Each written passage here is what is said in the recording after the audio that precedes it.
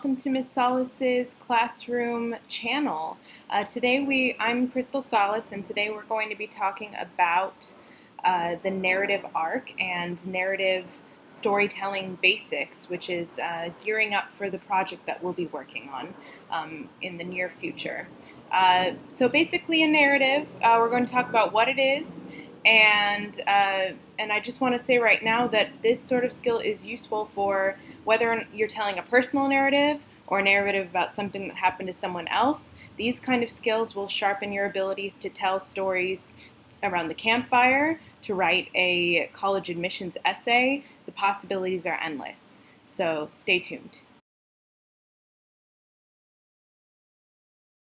So we've been reading a lot of personal narratives this unit, from Sherman Alexie's Waiting for Superman to Malcolm X to Amy Tan to David Sedaris to Sandra Cisneros. They all wrote accounts from their own life experience in which they overcame something, and we're going to be doing that as the culmination for this unit. Exactly is a narrative. It's a spoken and written account of connected events, a story. And every story needs a few things. You need your setting, you need your characters, some major, some minor, a plot and a purpose, a theme, themes, the meaning. Why should we come with you, aka the hook, as we've talked about in earlier essays. What else are some things we can think of?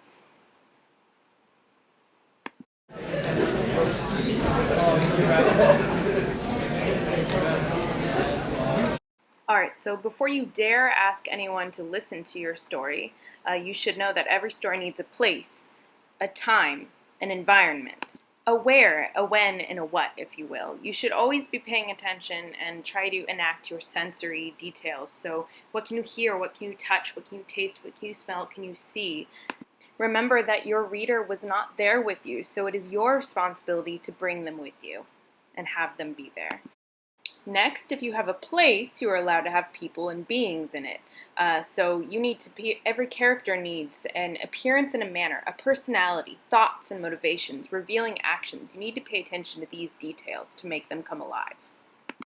And finally, because respecting your audience's time is of utmost importance in storytelling, every story needs a plot, which needs a problem, a response, an action, and an outcome. So what is the problem in the story? How are the characters to respond to it? What are they going to do, and what is going to be the outcome? Every character has to go through one of these for the story to really move and for there to be a point.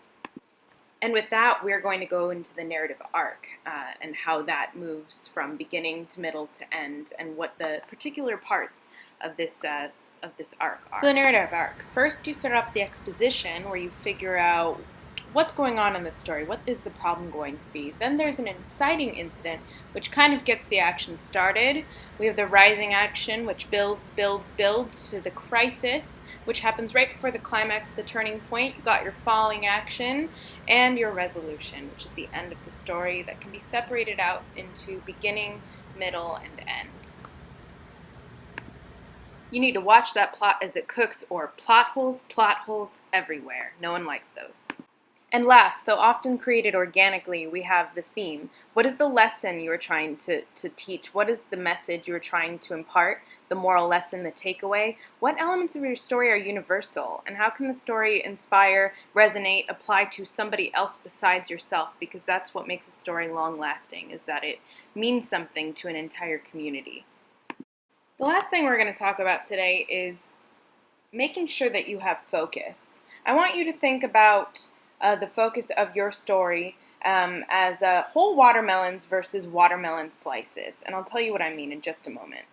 I could tell a whole watermelon story about how much I love camping and how much it means to me. Here is my hometown and my favorite trail. But you know, that wouldn't be really all that interesting, because it's just kind of an aimless story. Everybody has it, but there's really no direction and no sort of point to it. Not likely to be read. Or, more effectively, I could find the watermelon slice in my story and tell the story about the time that my town almost burnt down, and how I watched all of my favorite trails and mountain ridges go up in flames. And I could tell the story of returning to the same scene, now gone, from that picture before, which is a story about endings and beginnings and the difficulties of rebirth. And there are so many details and so many specific scenes I could point to. Or, again, depending on what kind of theme I was going for, I could tell the story about the time I accidentally climbed a mountain, which is a story about triumph and perseverance and facing that which scares you, and the rewards of that.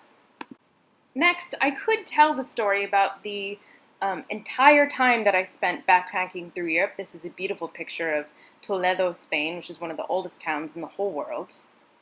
But that story would be very general and would be a collection of lots of experiences, maybe soon to be forgotten by the reader. It would be more of a glossing over a really amazing experience that happened. And it's hard to tell because my viewer wasn't there with me. So how can I ditch the whole watermelon and find the watermelon slice that I can actually give to feed my reader? The watermelon slice in this is that I could tell the story about how me and my best friend got off in this little nowhere town called Consuegra, Spain, where we couldn't read any of the signs, where the bus driver wasn't giving us any information, and we just went off of a whim and trust that we found our destination. We went to go find the windmills of Consuegra, Spain, which are the famous Don Quixote windmills, and we were all alone in this town that was in the middle of a siesta, I'm sure, and we saw all of the Spanish countryside, and it was beautiful, and we were just alone on this windy hill, thinking about our lives and what was to come. That is an experience that is a watermelon slice that I could give to somebody and they could perhaps relate to. It's a story of growth, of getting lost, of the discomfort of that, and also the results and the rewards of just being comfortable with being lost. And last, I could talk about how I love performing at poetry readings, but again, it would gloss over and it wouldn't be a specific experience. Or I could talk about the very first time at 18 years old where I performed a poem on stage, and how ridiculously frightening that was, and the vulnerability and the terror, but also the rewards of collaboration, of working with a group of individuals who are all trying to create one piece of art. Remember that just like these authors on this bookshelf, storytelling is an art form, and anyone can do it. Anyone can work and work to get better and better at it. You have a power. You have great power in your ability to tell stories and impart truths to others. So use it wisely and use it well. This is Miss Salas's narrative podcast. Have a great day. Keep reading.